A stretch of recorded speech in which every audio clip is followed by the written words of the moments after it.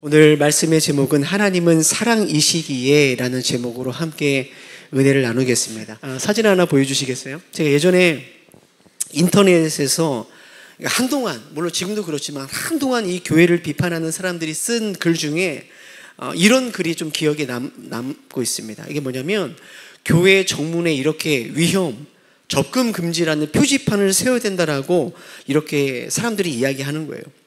왜 이렇게 이야기하는가? 이렇습니다. 내용이 이렇습니다. 들어보십시오. 교회에 처음 가면, 아마 교회를 가본 사람 같아요. 교회를 처음 가면 다들 미소를 지으며 받아주는 것만 같습니다. 그러나 시간이 지나면 계속해서 무언가를 요구합니다. 그러면서 내 딴에는 마음을 열고 솔직하게 나눈 이야기가 어느 순간 교회에 돌고 돌아 다시 내 귀에 왜곡되어 들어옵니다. 이런저런 마음의 상처를 받는 경우가 생기기 때문에 위험, 접근 금지라는 경고판을 세워놔야 된다라는 이러한 글이 제가 한번 기억에 납니다. 그리고 그 글에는 이러한 댓글이 달렸어요. 다시 하나 그림 하나 보여주시면, 교회 앞에는 개조심이라는 표지판을 세워낸다는 댓글이 달려 있었어요. 왜냐? 참 재밌어요. 교회 안에 너무 사나운 개들이 너무 많아서 생각 없이 들어갔다가 물리니까 이런 표지판을 세워놔야 된다라는 댓글이 제가 기억에 납니다. 성도님들, 사실은 이게 사실은 이제 악의를 가지고 쓴 글이기 때문에 지금처럼 그냥 웃고 넘길 수 있는 말이죠. 이건 사실이 아닙니다. 그러나 또 한편으로는 씁쓸하지만 그런 부분이 있지, 그런 경험이 있지, 이러한 부분도 또 없지 않아 있는 것 같습니다. 교회 안에서 사실 우리가 신앙생활하면서 이러한 비슷한 류의 상처를 받지 않는 사람이 누가 있겠습니까? 그죠? 사람들 때문에 속상해 보지 않는 사람이 왜 없겠어요? 다들 있다라는 거죠. 개조심이라는 표말을 세워놔야 된다. 과격한 표현이지만 마치 그 사나운 개에 놀란 사람들이 그 개에 대한 트라우마가 있는 것처럼 어쩌면 교회 안에 저마다 각자의 상처와 충격 때문에 이 교회라는 이야기를 들으면 깜짝깜짝 놀라는, 그죠? 트라우마에 있는 사람들이 적지 않은 것을 우리는 경험상 알게 되죠. 자, 그렇다면 도대체 왜 이런 일들이 유독 교회에서 이런 일이 일어날까? 사실은 절에서 상처받았다, 성당에서 상처받았다, 이런 글을 잘 안 올라오잖아요.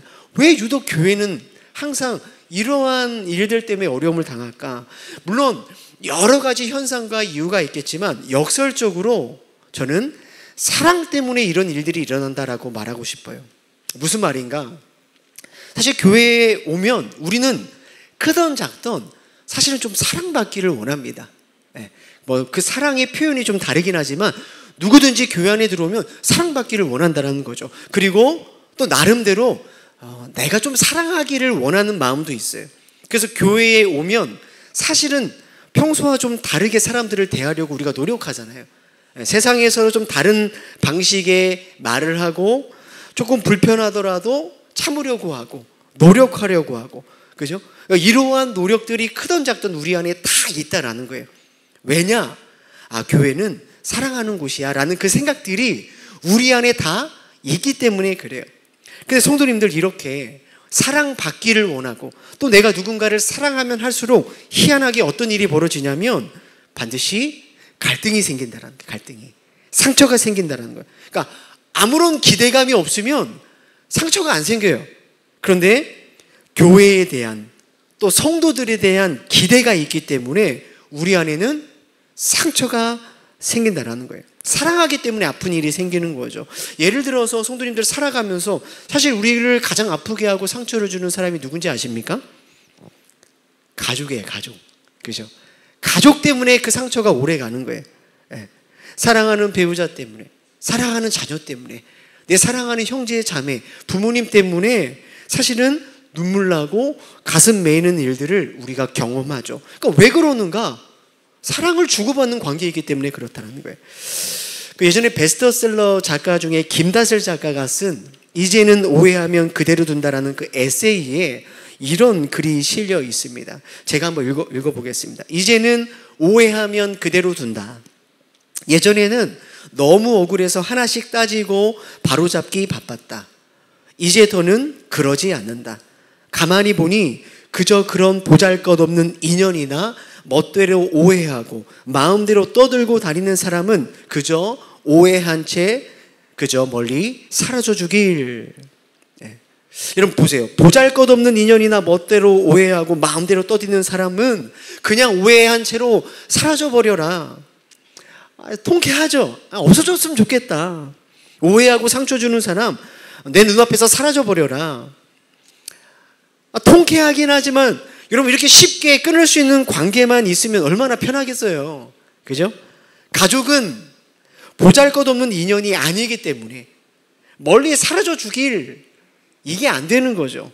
그래서 오해가 있고 상처를 주고받으면서도 함께 살아가는 게 가족이기 때문에 그 가족 안에서는 이러한 아픔과 상처가 끊이지 않게 된다는 거예요. 제가 왜 이런 이야기를 하냐면 교회가 그렇다는 것입니다. 성도님들, 교회는 그냥 사라져 주길, 내 앞에서 없어져 버려라, 이렇게 관계를 쉽게 정리할 수 있는 곳이 아닌 거죠. 성도님들이 만약에 그런 일은 없지만 성도님들이 만약에 저에게 상처 준다고 해서 제가 다음 주부터 다른 교회 좀 알아보세요. 사라져 주세요. 이렇게 그냥 툭툭 내뱉는다면 이게 뭐 교회가 되겠습니까?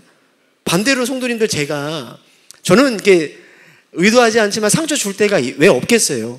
그럼 담임 목사가 상처를 준다고 해서 성도님들이 의기투합해서 목사님 다음 주부터 다른 교회 알아보세요 이른다면, 그죠?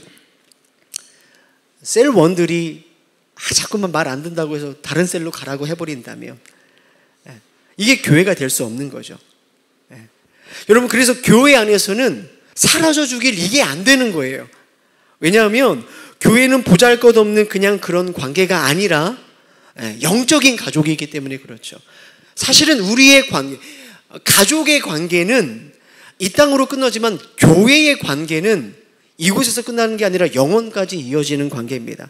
우리가 잘 아는 것처럼 교회는 우리가 예수님을 구주로 고백한 성도들의 모임이죠. 예수님의 피로 우리는 하나님의 자녀가 됐고 형제 자매로 묶이게 됐습니다.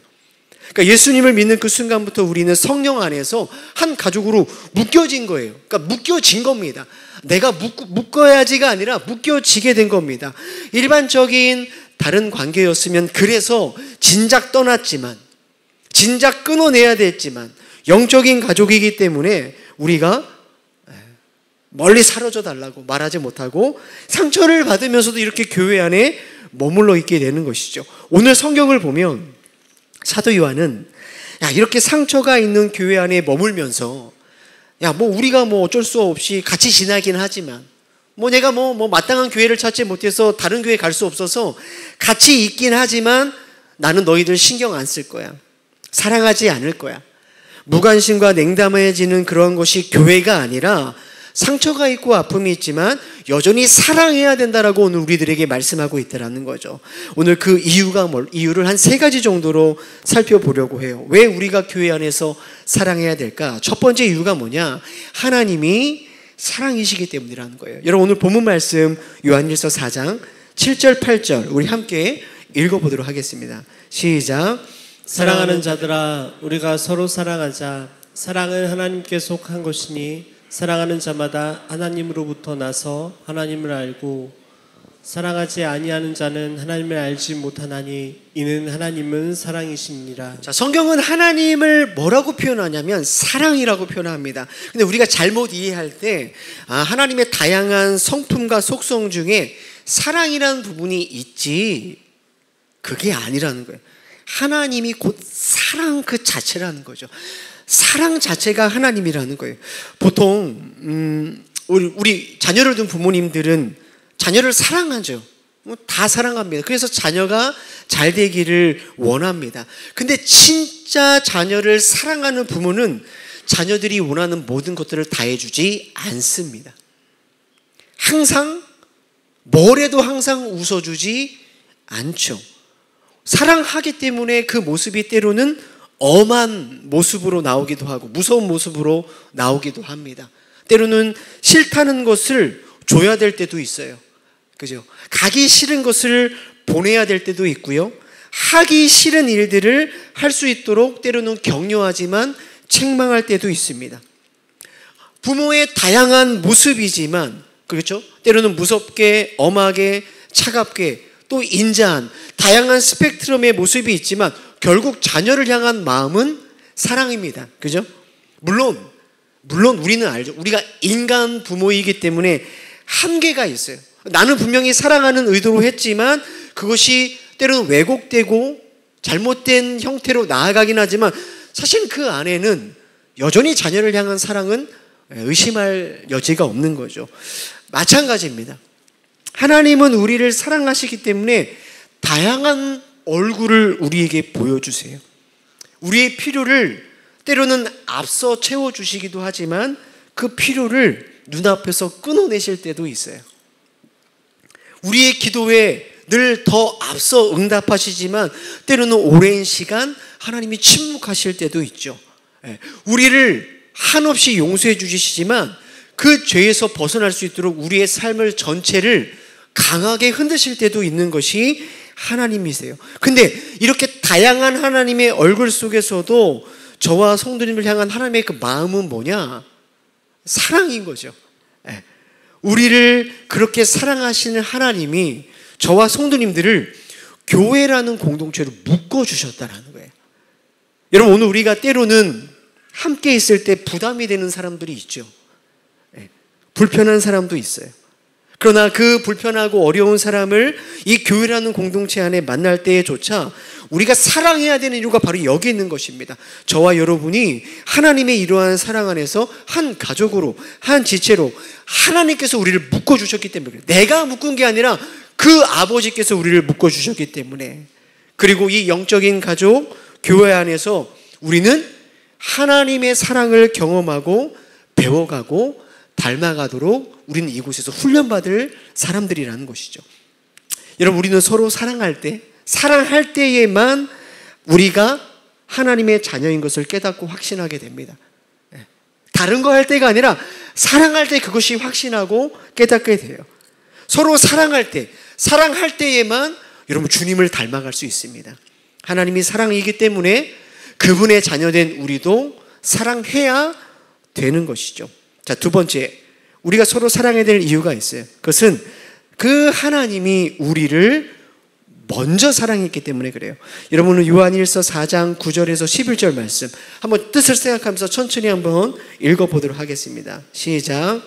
하나님의 사랑이 우리에게 이렇게 나타난 바 되었으니 하나님이 자기의 독생자를 세상에 보내심은 그로 말미암아 우리를 살리려 하심이라. 사랑은 여기 있으니 우리가 하나님을 사랑한 것이 아니요 하나님이 우리를 사랑하사 우리 죄를 속하기 위하여 화목제물로 그 아들을 보내셨습니다. 사랑하는 자들아, 하나님이 이같이 우리를 사랑하셨은즉 우리도 서로 사랑하는 것이 마땅하도다. 성도님들, 성경은 말하죠. 하나님이 이같이 우리를 사랑하셨은즉, 사랑받을 자격 없는 우리가 이 같은 사랑을 먼저 받았기 때문에 우리가 서로 사랑하는 것이 마땅하다라는 거야. 이 마땅하다라는 이 표현이 헬라어로 어떨 때 쓰냐면 은행에서 빚을 진 자가 빚을 갚아야 할 때 그 책임을 가리킬 때 쓰는 법적 용어가 마땅하도다라는 거예요. 그러니까 왜 이러한 법적 용어를 사용하면서 서로 사랑하라고 했느냐? 교회 안에서 우리가 서로 사랑하는 것은 내 마음이 되고 상황이 되고 기분이 되고 여건이 될 때만 사랑하는 게 아니라는 거예요. 성도 여러분, 은행에서 돈 빌릴 때 그 즐겁고 기뻐서 갚습니까? 기쁠 때만 갚습니까? 상황과 여건이 될 때만 갚습니까? 아니죠. 당연히 갚아야 되고 마땅히 갚아야 되기 때문에 그래서 그냥 갚아 나가는 게 당연한 것입니다. 우리가 서로 사랑하는 것이 이런 거라는 거예요. 왜 그럴까요? 우리가 그러한 사랑을 하나님께 먼저 받았기 때문에. 로마서 5장 8절 보십시오. 우리가 아직 죄인 되었을 때에 그리스도께서 우리를 위하여 죽으심으로 하나님께서 우리에 대한 자기의 사랑을 확증하셨다라는 거예요. 하나님이 우리를 사랑하는 그 사랑은 하나님이 여건이 되고 상황이 돼서 우리를 사랑한 게 아니라는 거예요. 자격이 돼서 우리가 그 사랑을 받은 게 아니라는 거죠. 죄인 된 우리를 사랑하시기 위하여 예수님을 죽이시면서까지 그 사랑을 우리에게 주셨다라는 거예요. 그러니까 그 사랑이 나에게만 주어졌냐라는 거예요.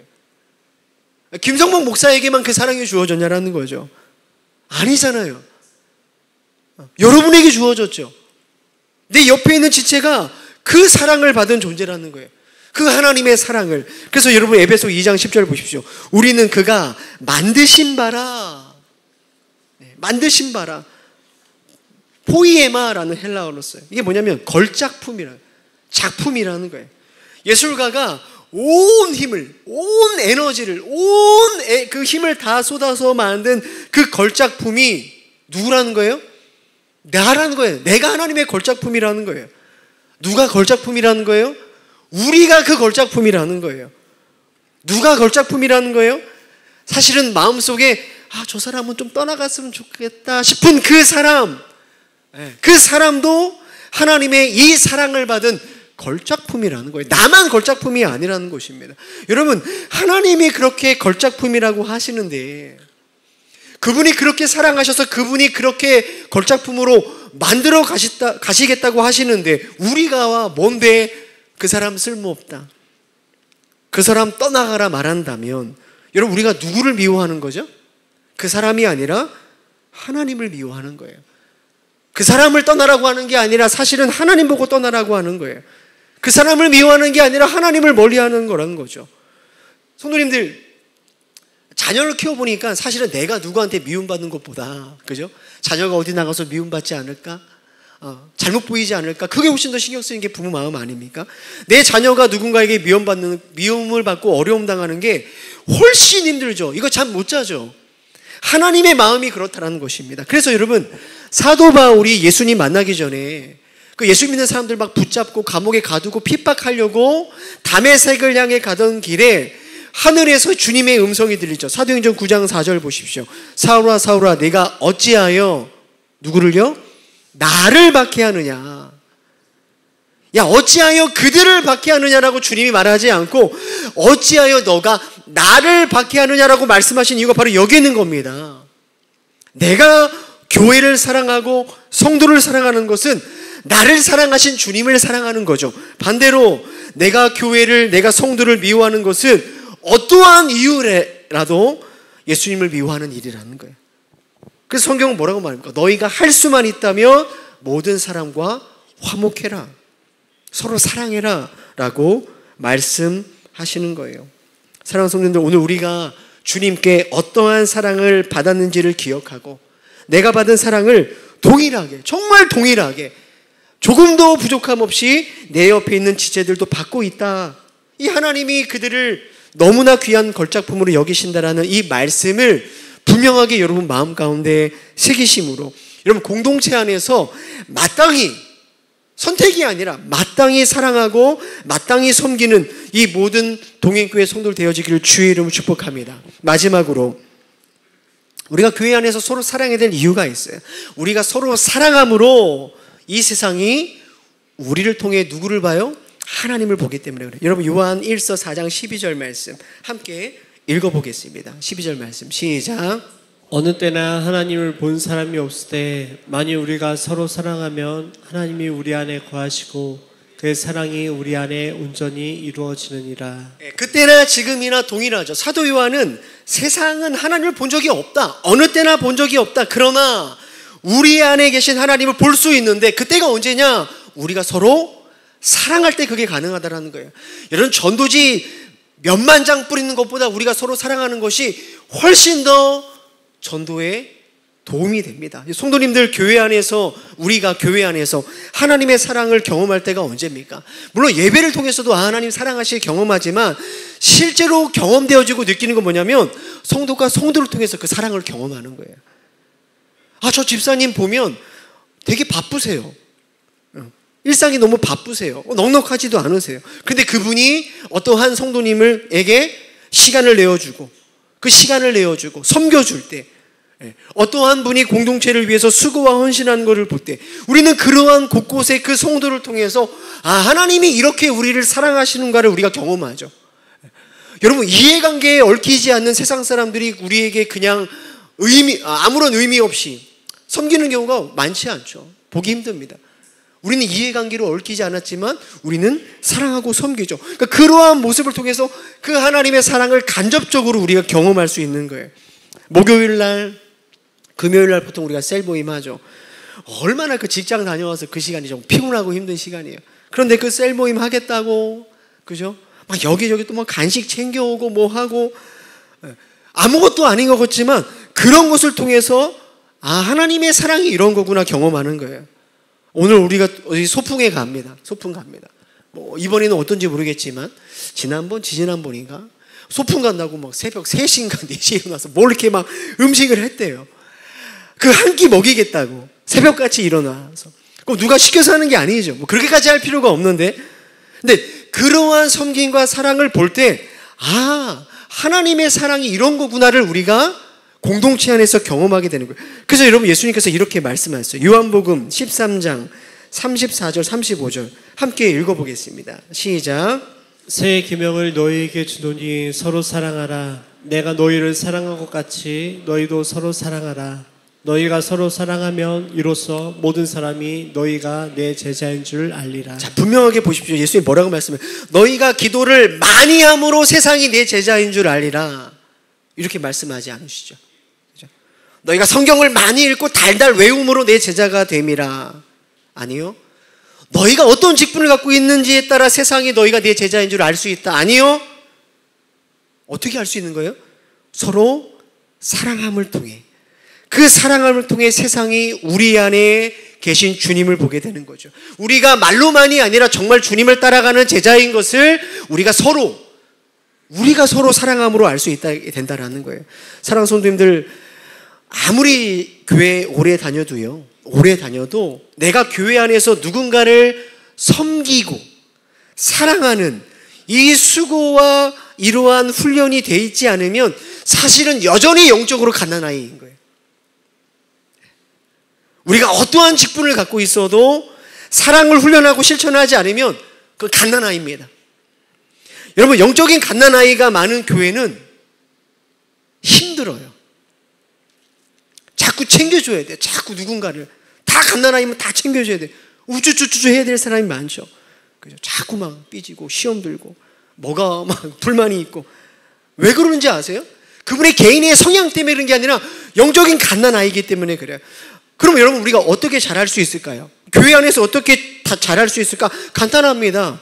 사랑과 섬김을 이 공동체 안에서 내가 훈련하고 실천함으로 우리는 성숙한 이 예수 닮음이 우리 삶의 분명한 열매로 나타나는 거죠. 여러분, 공동체 안에서 불편하고 때로는 상처를 받고 힘들지만 이 사랑하는 일을 포기하지 않고 함께 부딪히지 않으면, 내가 그냥 부딪히지 않고 그냥 난 예배만 드리고 간다. 여러분, 우리는 그 하나님의 사랑을 죽을 때까지 피상적으로 지식적으로 아는 수준으로 끝나게 될 거예요. 누가 교회의 어른일까요? 단호하게 말할 수 있어요. 교회의 어른은 사랑하고 섬기는 분들이 어른인 것이죠. 누가 그리스도의 온전함을 이루어갑니까? 섬기는 분들이에요. 이 교회의 어른, 섬기고 사랑하는 어른이 많을수록 교회는 세워져 가는 거죠. 이런 분들을 통해서 이 세상은 교회 안에 있는 하나님을 보게 되는 거예요. 저는 우리 모든 성도님들이 사랑과 섬김으로 자라나기를 주의 이름으로 축복합니다. 공동체 안에서 우리가 서로가 서로를 통해 주님의 자녀인 것을 서로 보고 제자인 것을 서로 경험했으면 좋겠어요. 그 모습을 통해 우리의 이웃은, 세상은 우리를 통해 보이지 않는 하나님을 저런 게 하나님이구나, 저런 게 예수님의 사랑인구나를 경험할 수 있게 된다는 거예요. 말씀을 맺겠습니다. 사랑하는 성도님들, 조금 더 사랑하는 자리로 나오십시오. 네, 물론 그 자리로 나가면 상처받을 수 있을 거예요. 그 자리로 나가면 마음이 어려워질 수 있습니다. 사랑하려고 할 때 아마 후회하는 마음이 들 거예요. 괜히 내가 잘해줬나? 내가 뭐가 아쉬워서. 때로는 자존심 상할 때도 있을 겁니다. 그러나 사랑하는 동계 성도 여러분, 그럼에도 불구하고 사랑의 자리에 나오십시오. 거기에서 우리는 우리를 사랑하시기 위해 먼저 와 계신 주님을 만나는 거예요. 내가 사랑하고 섬기는 그 수고 속에서 나를 향한 주님의 사랑과 은혜를 훨씬 더 크게 경험하게 되는 거죠. 그 사랑에 더 깊이 깨닫고 경험하면서 우리는 성숙한 온전한 그리스도인으로 자라가게 되는 것입니다. 저는 동행교회와 동행교회 성도들 앞에 세워진 표지판이 접근 금지, 개조심, 그런 표지판이 아니라 누구든지 환영하고 섬길 수 있는 그러한 예수 닮음의 표지판, 그러한 사랑의 표지판이 세워지는 그러한 교회, 우리 성도님들 되시기를 주의 이름으로 축복합니다. 우리 말씀 생각하면서 두 가지 제목으로 함께 좀 기도하고 오늘 예배를 마치겠습니다. 죄인 되었을 때요. 죄인 되었을 때, 내가 자격이 있을 때, 수준이 되었을 때가 아니라 죄인 되었을 때 주님이 나를 먼저 사랑하시죠. 그리고 그 사랑은 지금도 변함없이 저와 여러분 가운데 주어지고 있습니다. 기도할 때 하나님, 그 사랑의 깊이를 깨닫고 내가 누림으로 가장 먼저는 우리 사랑하는 가정 안에 배우자와 자녀를 사랑과 섬김으로 살아갈 수 있도록 도와주십시오. 이 공동체 안에 내가 사랑과 섬김으로 살아갈 수 있도록 도와주십시오. 이 사랑하는 일에 포기하지 않는 동행교회가 되게 해달라고 우리 말씀 생각하며 함께 주님 앞에 기도하며 나가겠습니다. 함께 기도하겠습니다. 사랑하는 주님, 우리가 아직 죄였을 때 우리를 사랑하심으로 우리를 주님의 사랑하는 자로 우리를 불러주셨습니다. 하나님이 사랑이시기 때문에 그 사랑을 우리가 먼저 받았기 때문에, 누렸기 때문에 우리가 서로 사랑하며 그 사랑함을 통해서 하나님, 우리가 주님을 닮아가기를 소망합니다. 상처가 있고 어렵고 때로는 참 포기하고 싶지만 주님, 우리가 서로 사랑함으로 주님의 그리스도의 장성한 분량만큼 공동체의 어른으로 이 시대의 주님을 닮아가는 자로 우리가 설 수 있도록 우리 사랑하는 모든 동역교회 성도들을 지켜주시고, 우리 교회가 정말 주님의 이 사랑의 아름다운 모습들이 열매가 나타날 수 있도록 주님 함께하여 주옵소서. 사랑하는 주님, 오늘 우리를 하나님의 자녀로 또 형제 자매로 불러주셔서 아버지 앞에 함께 예배할 수 있도록 은혜 주심을 감사합니다. 사랑하신 하나님께서 우리를 한 가족으로 불러주셨사오니 주님, 아버지를 따라 서로 사랑하는 귀한 동행교회가 될 수 있도록 은혜를 베풀어 주옵소서. 아버지의 그 사랑을 먼저 받고 먼저 경험한 우리가 먼저 이제는 그 사랑의 말을, 먼저 사랑의 손을 내미는 그러한 삶을 살아가게 하여 주옵소서. 그래야 하나님 함께 예배하고 교제하는 이 공동체 안에서 주님의 사랑을 우리가 배우고 경험하고 그 주님을 닮아가는 귀한 복된 은혜가 있게 하여 주옵소서. 오늘 주님, 우리에게 귀한 시간을 허락해 주셔서 공동체가 함께 소풍을 나아갑니다. 주님 안에서 마음껏 기뻐하게 하시고 마음껏 쉬게 하여 주시고 마음껏 섬기고 마음껏 사랑하는 귀한 날이 될 수 있도록 성령님 우리 가운데 함께하여 주옵소서. 이 시간 주님 앞에 귀한 헌금을 드립니다. 하나님, 사랑하는 가정과 일터를 주님 기억하여 주시고 이 땅을 살아가는 동안에 선한 일에 부여할 수 있도록 은혜와 복을 허락해 주옵소서.